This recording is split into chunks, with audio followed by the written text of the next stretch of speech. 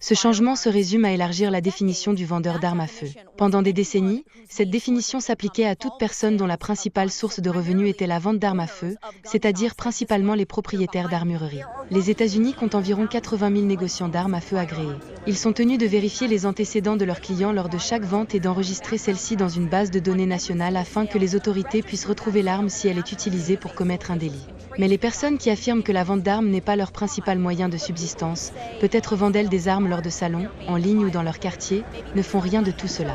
En vertu de cette définition élargie, toute personne qui vend des armes principalement pour réaliser un profit doit obtenir une licence, ce qui pourrait amener environ 23 000 de ces vendeurs d'armes à feu sans licence à se conformer à la réglementation, selon les estimations du ministère de la Justice.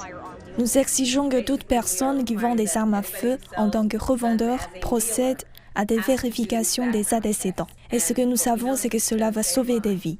C'est donc un grand pas en avant.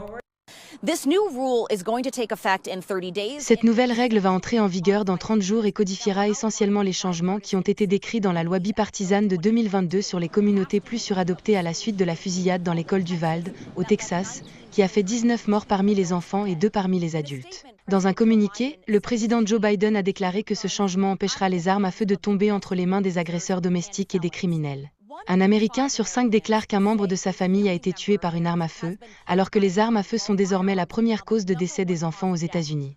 Dans une déclaration à CGTN, la National Rifle Association a qualifié ce changement de règle de dernière attaque de l'administration Biden contre les propriétaires d'armes respectueux de la loi et a déclaré qu'elle s'efforçait déjà d'utiliser tous les moyens disponibles pour mettre fin à ce qu'elle qualifie de règle illégale.